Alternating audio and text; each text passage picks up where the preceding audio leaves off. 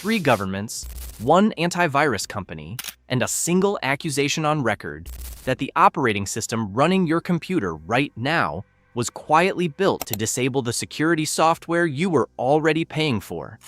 That is not a trailer line. That is a real antitrust complaint, filed in Russia, then Germany, then with the European Commission itself, against the largest software company on the planet. And the company that filed it did not stay quiet about why. Its founder wrote it out himself. In public, 2017.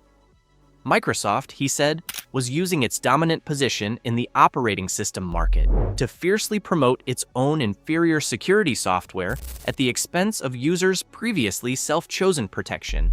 Using what he called questionable methods, he wanted regulators to examine directly. That founder was Eugene Kaspersky. The company was Kaspersky Labs.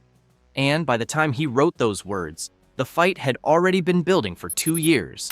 Not one, because Kaspersky had already taken the same complaint to Russia's own Federal Anti-Monopoly Service back in 2015, accusing Microsoft of the exact same behavior on home turf before ever going to Europe. Here is the setup.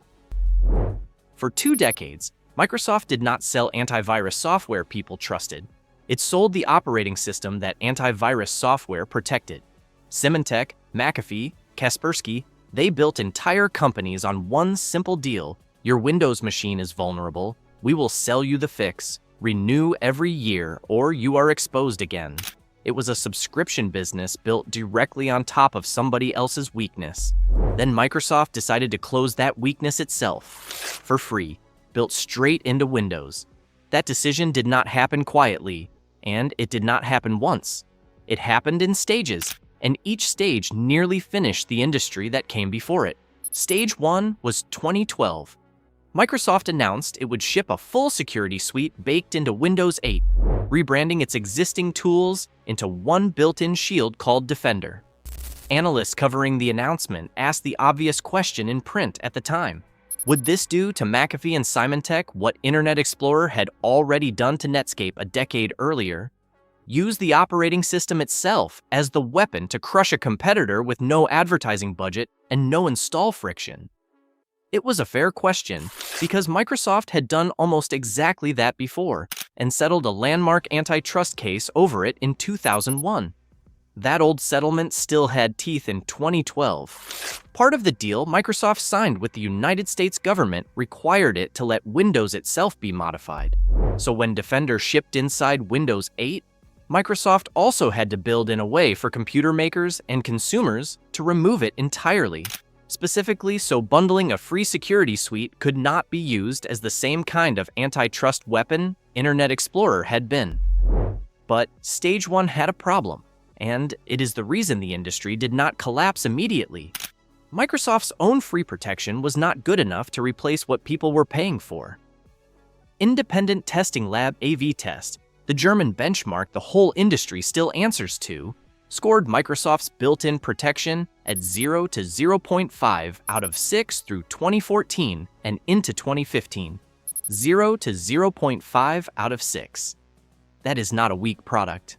That is close to no functional protection at all. Even years later, in a home and business test covering 15 antivirus products, Windows Defender still only managed to tie for 7th place with 4 other vendors, trailing paid names like Symantec, McAfee, and Kaspersky in direct head-to-head lab scoring. For years, choosing Defender over a paid product genuinely meant choosing weaker protection, and the paid antivirus companies knew it and put it in every renewal email they sent you. Then came Windows 10 and Stage 2, and this is where the story turns from a product comparison into a legal one. As Defender's engineering improved through 2015 and 2016, Microsoft started making the built-in option harder to avoid. Update behavior that disabled incompatible third-party antivirus software. Notifications that nudged users toward Defender the moment a paid subscription expired.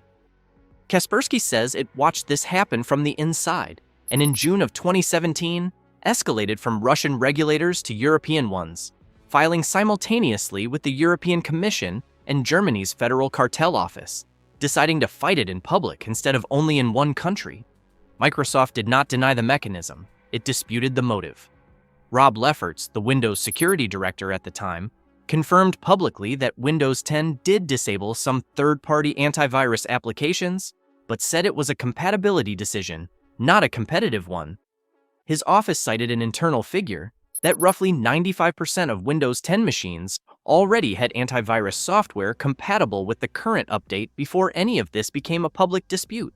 Two companies, two completely different explanations for the identical behavior, and neither side has ever fully proven the other wrong in a courtroom.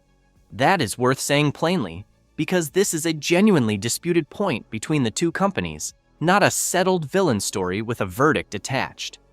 What is not disputed is how it ended. In August of 2017, Microsoft and Kaspersky reached a settlement. Microsoft agreed to give antivirus partners earlier access to new Windows builds, more advanced warning before major updates, and the ability to design their own renewal notifications instead of having Microsoft's system speak on their behalf.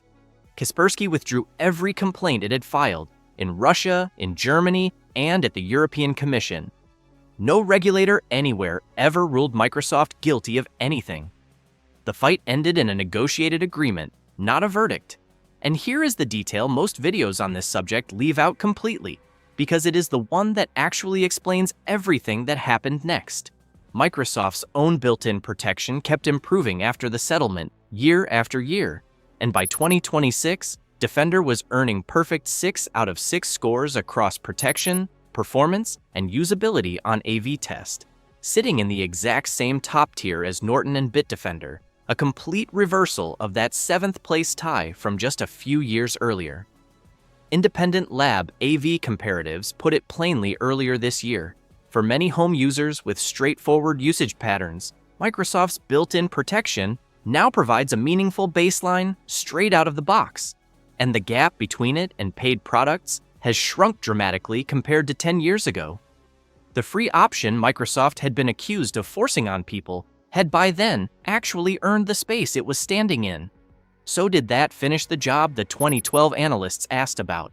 Did the built-in option finally kill the paid industry the way Internet Explorer killed Netscape? Here is where the simple version of this story falls apart completely. Look first at what people actually do. Real-time antivirus use among American PC owners dropped from 83% in 2022 to 63% in 2025, a 20-point collapse in 3 years, which tells you a huge number of people quietly stopped paying and switched to whatever came free with Windows. Current market share confirms it on paper. Defender leads the American antivirus market at 23%, ahead of McAfee at 18% and Norton at 13%, though Defender itself is actually down 5 points from 2024, in a market too fragmented for any single company to fully own. But here is the number that breaks the death story completely, and it starts with a name change most people never noticed. Symantec, the company that built Norton, split itself in two. The consumer half renamed itself Norton LifeLock in 2019. Then in 2022, Norton LifeLock bought its former rival Avast outright, folded in AVG, Avira, and LifeLock underneath it, and renamed the entire combined company Gen Digital. That single company now holds Norton, Avast, AVG, Avira, and LifeLock all under one roof, and it grew annual revenue from roughly $2.5 billion in 2019 to a guided $4.7 to $4.8 billion for all of 2026. Nearly double. McAfee, meanwhile, went the opposite direction, taken private in a $14 billion buyout led by Advent International and Permira, and it is still generating close to $2 billion a year on its own, with one recent quarter alone reporting $626 million in revenue to its bondholders. Zoom out further, and the pattern holds across the whole industry, not just these two companies.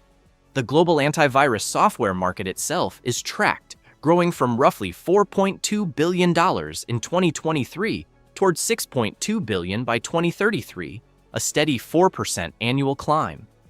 The companies that were supposed to have been strangled by a free built-in competitor are, by revenue, bigger than they have ever been in their entire history. And the market around them is still expanding, not shrinking. They did not survive by beating Defender at antivirus. They survived by quietly stopping selling antivirus as the product. What you are paying for now, if you are paying at all, is rarely just malware scanning anymore. It is identity theft monitoring. It is a bundled VPN. It is dark web breach alerts and credit tracking wrapped around the antivirus engine, like insurance wrapped around a warranty nobody asked to renew. The thing Microsoft made free was antivirus. The thing the old antivirus industry kept selling was fear about everything Defender was never built to cover.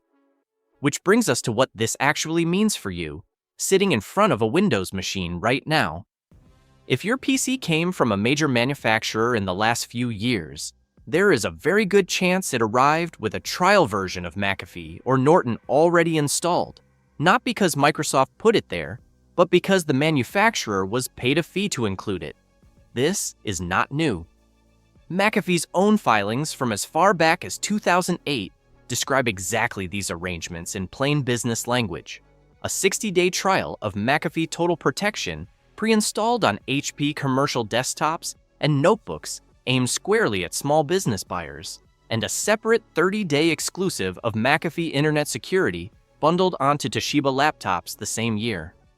Both deals worked the identical way, a royalty paid to McAfee per copy shipped, and a countdown clock built in from the factory floor before the machine ever reached a store shelf. That same mechanic is still running today, on laptops costing over $3,000, throwing red warning screens claiming your protection is about to expire, even while Defender keeps running quietly underneath it the entire time. That red warning screen is not a security alert. It is a sales notice dressed as one, and it has been the actual business model since long before Microsoft ever built a real competitor to threaten it. Understanding that changes the decision sitting in front of you right now. You do not need to fear the countdown timer. Windows has shipped functioning, independently tested protection by default for close to a decade. The choice to pay is no longer about whether you will be protected at all. It is only about whether you want the extra layer on top, the VPN, the identity monitoring, the things Defender was never designed to do in the first place. This is also worth sitting with if you are the kind of person who already assumes Microsoft is the problem rather than the fix. That instinct is not paranoia, it is earned, built out of a decade of forced updates and a company that has repeatedly put its own products ahead of the ones you chose yourself. But the antitrust fight and the antivirus story point in two different directions. Microsoft did get caught leaning on its own operating system to promote its own security product, and it did settle rather than fight that claim in open court. At the same time, the specific product it was pushing on you turned out to actually work. Distrusting the company and trusting the free tool it eventually built are not the same question, and this is one of the rare cases where the answer to each one is different. So did Microsoft kill the antivirus industry? No, it killed one specific business, selling basic malware protection as a standalone product to people who had no working free alternative. That business earned its ending once the free option actually worked. What replaced it did not die alongside it. It rebuilt itself around everything antivirus never covered, doubled its revenue doing it, and is still sending you that red warning screen today for a completely different reason than it used to.